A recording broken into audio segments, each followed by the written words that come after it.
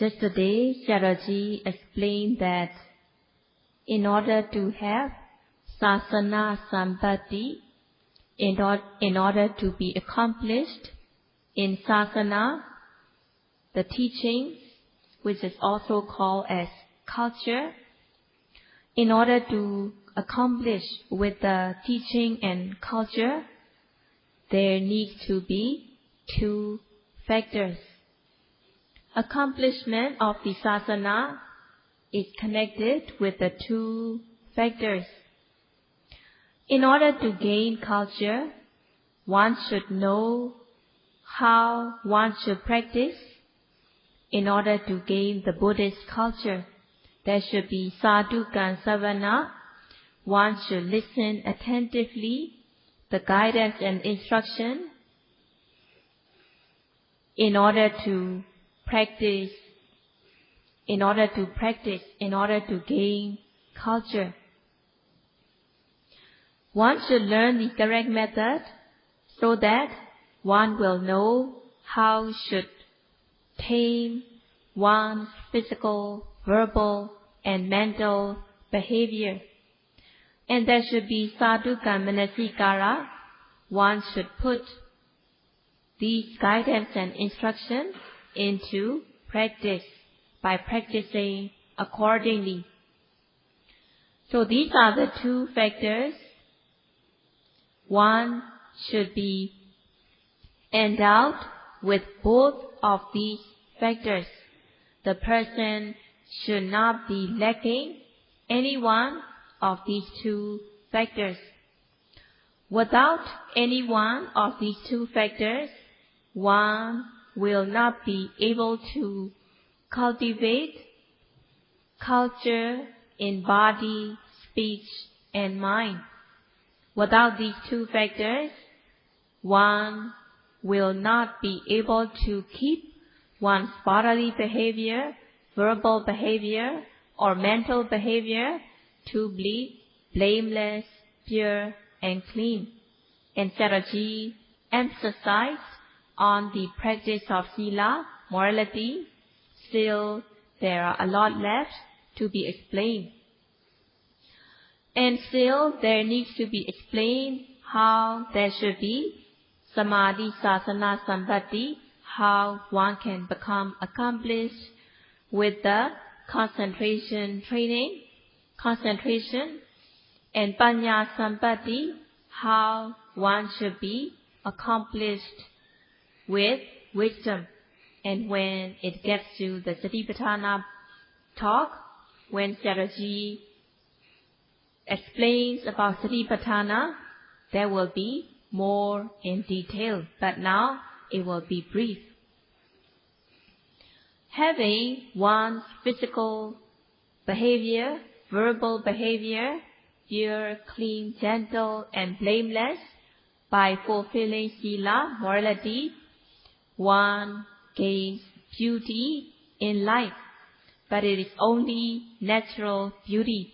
But still, the mind has not become beautiful by the practice of sila alone. By the practice of sila alone, one cannot remove the ugliness that can arise in the mind. It is important to purify the mind. One should practice in order to purify the mind so that the mind will become beautiful. And it is even better to remove the ugliness to the point of no return. Even if one cannot remove all the defilements, one should at least practice, at least to the stage of removing the defilements that lead to apaya, lower existences. So it is very important to remove the apaya-relating defilements, and one should set one's goal to remove the apaya-relating defilements. And on previous days, Sayadaw explained how one can accomplish with the sila, morality. By fulfilling Sila, morality, one gains the basic culture. One's life becomes beautiful by fulfilling Sila. But still one needs to practice in order to adorn one's beautiful life with more cosmetic, so that one's life will become more beautiful. The other day, Sayadaw explained the word guna sikha. Guna is the virtue, the quality, the ability of animate and inanimate things. And Sayadaw explained 3 kinds of sikha, 3 kinds of training. And on previous day, Sayadaw explained on Sila Guna Sikha, the virtue of morality training. And now it is time to explain Samadhi Guna Sikha, the virtue of concentration training. One should have control of one's mind. There should be victory on oneself through the practice. There should be Dhamma Vijaya. One should have victory on oneself through the practice, so that one will have the Dhamma banner. By fulfilling Sila, morality, one's physical behavior, verbal behavior will be pure, clean, blameless, gentle, and peaceful to a certain extent. And the person's life will be beautiful to a certain extent. But still, one cannot control one's mind with the Sila. Sayadaw gives example. A child that has not been well taught is very playful. And if the parents and teachers does not teach the child becomes more naughty, more mischievous. And later on, when this mischievous child come of age without any teachings, then the person will be very mischievous. Without having practice, one cannot control the mind, and one does not discern the true nature. There are a lot of people who are clinging onto their wrong view.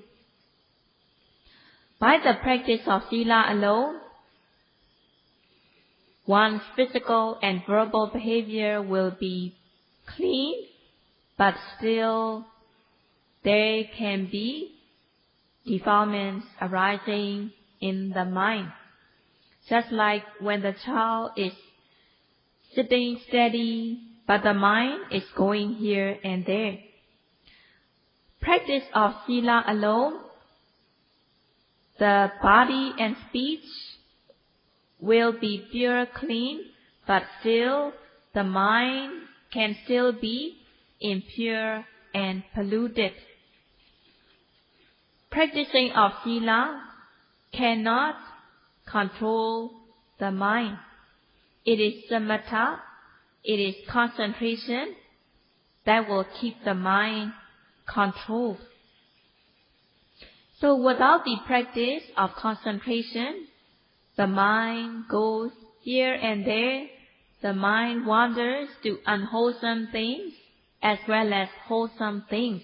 But mostly the mind goes on to unwholesome things. Buddha taught Papa Sami Ramati Mano. The mind that is uncontrolled takes delight in unwholesome things. So the uncontrolled mind is very inferior, degraded, and unwholesome. If there is lack of mindfulness, the mind will be wandering, going here and there. The mind will be very dim and vague. And when the person comes across pleasant objects, there will be greed without any limit. And if the person comes across undesirable things, there will be anger, hatred, aversion, and the person even holds grudge. In this way, the mind can be very polluted and dirty without practicing. So if the person cannot control his or her mind, then it is said that the person does not have true culture. Based on sila morality, one needs to practice to have control of one's mind. So it means that sila morality is only the very minor form of culture. But in order to cultivate true culture that is greater, one needs to practice samadhi, concentration, and panya, wisdom. One needs to cultivate viriya, sati, and samadhi, effort, mindfulness, and concentration. In order to develop the mind, there is the samatha practice, concentrating on the single object of meditation. And there is the Vipassana method, by being mindful of every arising object.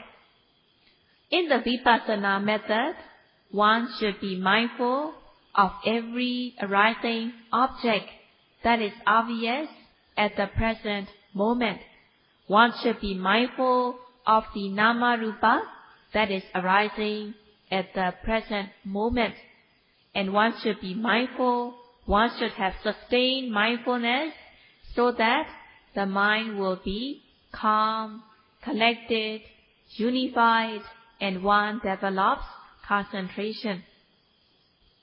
In the samatha practice, the person has to concentrate on paññatti, concept, as the object. So in the samatha practice, the person has to focus his or her attention on the single object of meditation, which is paññatti, concept. In the Vipassana practice, the whole field of objects to be noted, they are the nama rupa arising in oneself. So the whole body and the mind are the field of objects to be noted. Among the field of objects to be noted, yogi has to note the presently arising object that is arising at the present moment. So in this way, one has to be mindful of the object that is arising at the present moment in order to gain concentration. It is Vipassana practice. The yogis who are practicing here, they are not following the samatha practice, but they are now practicing the Vipassana practice. Among the several types of samatha practice, Sayadaw explains the most important type, Metta, in order to radiate loving kindness. And Sayadaw explains briefly. Metta is the loving kindness on other beings. When a person has dosa, anger, aversion, dissatisfaction, then the person's mind is dry, without Metta. When having anger, aversion, hatred, the person's mind is dry and the person will give trouble to others at any moment, and it can lead to cruelty. Having metta, having the wish for the welfare of others, wanting others to be happy and well, is metta, loving kindness, and it is totally free from dosa, anger, aversion, hatred. So the mind is free from the dryness of anger. Cultivating metta so that the metta will be repeatedly cultivated is called Metta Bhavana. By radiating metta, there are two types. Radiating metta in order to cultivate wholesomeness, and radiating metta in order to gain jhana, absorption. And Sayadaw explains how one can radiate metta in the way of cultivating wholesomeness and not to gain jhana. In the way of radiating metta to develop wholesomeness can be practiced by anyone. One can radiate, may other beings be well, happy, and healthy. In this way, one can radiate metta in order to gain wholesomeness, and the mind will be free from anger, aversion, hatred. And the way of radiating metta is explained in Paṭisampida Magga. Sabbe satta avira hontu, abhyabhaja hontu, and so on. Meaning, may all the beings be free from enmity and danger. Enmity are the things that give most trouble, so that the person's physical behavior, verbal behavior will be dirty and polluted. There are two kinds of vira, two kinds of enmity. The first one is akusala vira, enmity in the form of unwholesomeness. In other words, it is also called kilesa vira, enmity in the form of defilement.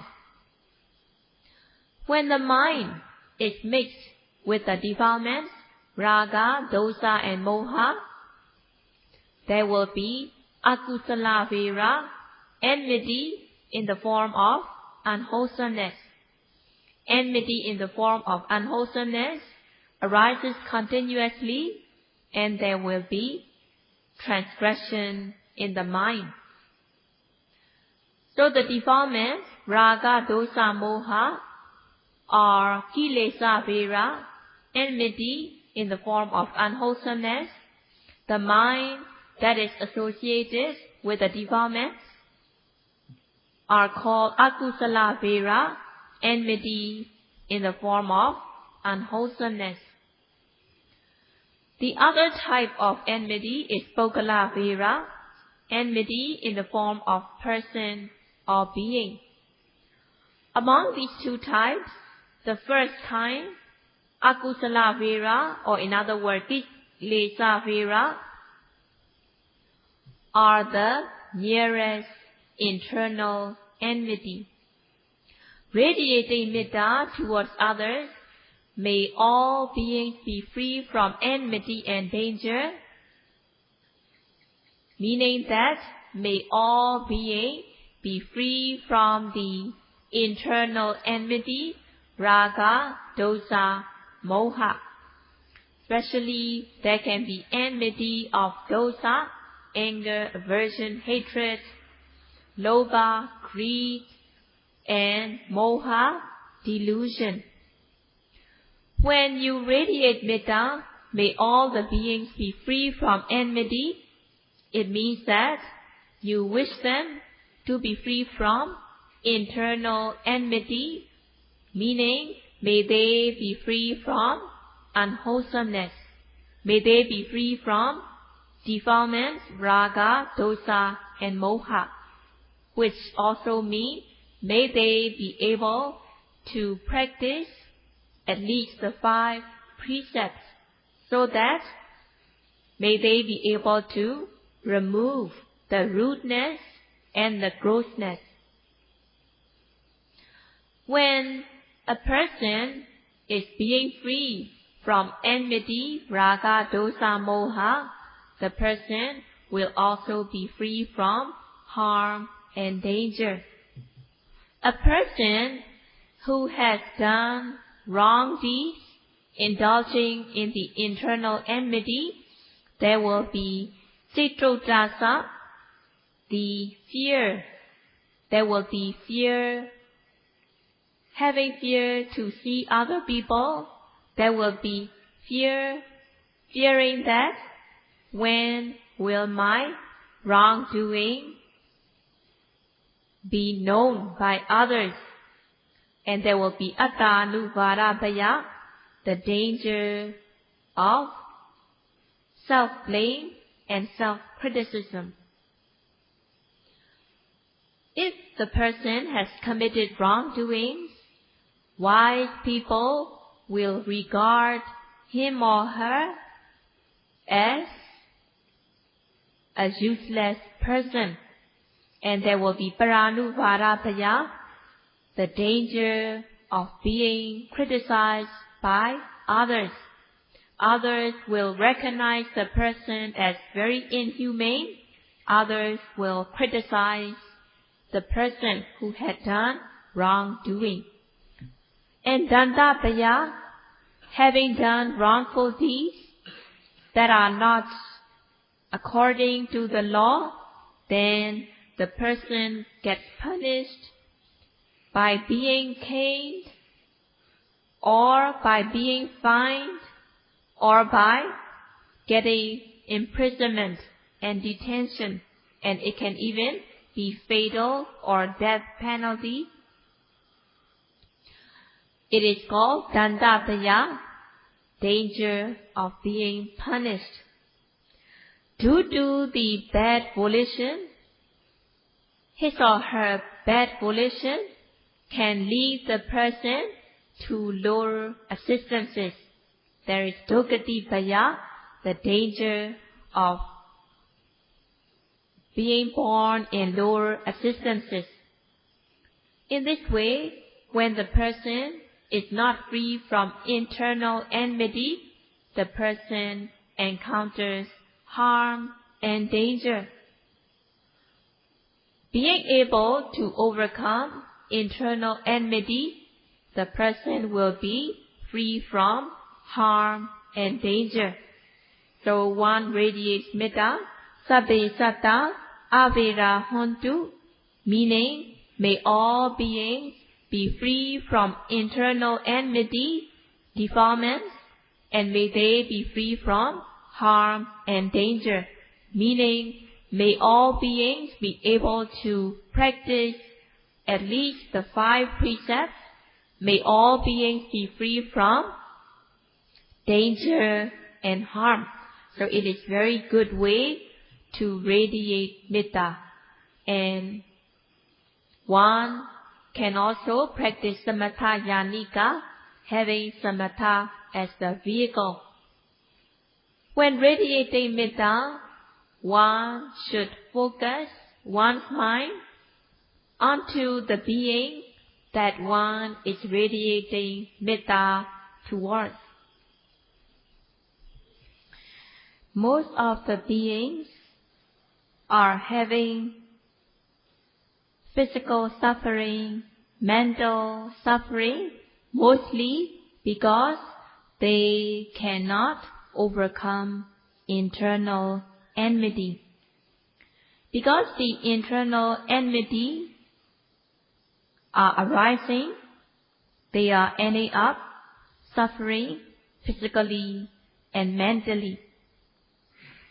By overcoming internal enmity, the unwholesomeness and the defilements, one gains happiness and peacefulness in the mind, and it will also lead to happiness and peace in the assistances to be followed, because the person does not hurt or harm others in order to make them suffer. So, if people have metta towards others, how pleasant and peaceful the whole world will be. As much one can overcome internal enmity, the more peaceful the world will be. And there is one more thing needed. Beings have the body to take care of, so it is important that the person can take care of the body with ease and comfort. Because there is a body, every day one has to feed the body, and one has to put out the waste from the body. One has to do exercise in order to keep healthy and fit, and one has to take rest in order to gain strength. So these duties should be done with ease and comfort. So it is important that one is able to take care of oneself, one's body, with ease and comfort. When radiating metta towards others, it should not just be chanting or reciting, but one should really have the metta, loving kindness towards the person, and it will be wholesome. If the person radiates metta for 1 minute, there will be 1 minute of extinguishing the dosa, anger, hatred, and also other defilements. Lobha and dosa are also calm and suppressed. So it is a way of practicing samatha. By practicing samatha, by radiating metta, vyabhada nivarana, the ill will, which is a hindrance, will be calmed and suppressed. Radiating metta towards the being, the person is taking the being as the object. The person's mind is aimed onto the being that has been radiated metta, and vitakka means aiming, initial application, and it is one of the jhanic factors. When the mind is aimed onto the being, then the mind rubs against the object, and when the mind repeatedly rubs against the object, radiating metta, there will be piti, joy, satisfaction, sukha, happiness, as well as ekaggata, one-pointedness, and it is samatha. Yogis who are practicing Vipassana can contemplate on the virtue of the Buddha as well as to radiate metta. But yogis who are practicing Vipassana should only spend 1 minute for each per day, and it is very beneficial. So the time spent on metta is explained as the time it takes to milk the cow. As the Buddha gave the teaching in India to make the example widely understood, as there are a lot of people who are raising cows, Buddha explained by using the example of milking the cow. In order to milk the cow, one has to hold the teat and milk the cow. It is said that if one radiates Metta 3 times a day, 3 times of the time it might take to milk the cow, if one radiates Metta by that much,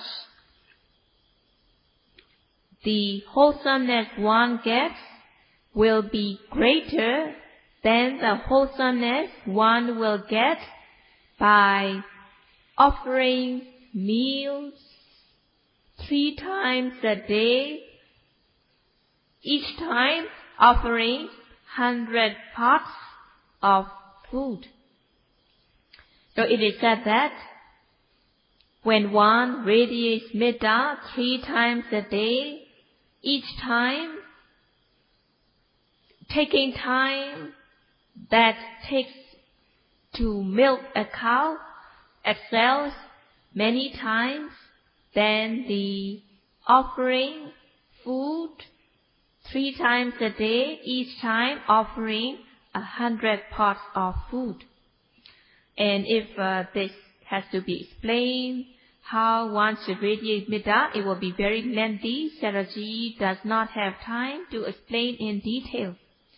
But Sayadaw said, when practicing Vipassana, it is very beneficial to contemplate on the virtue of the Buddha and to radiate Metta, spending 1 minute for each per day.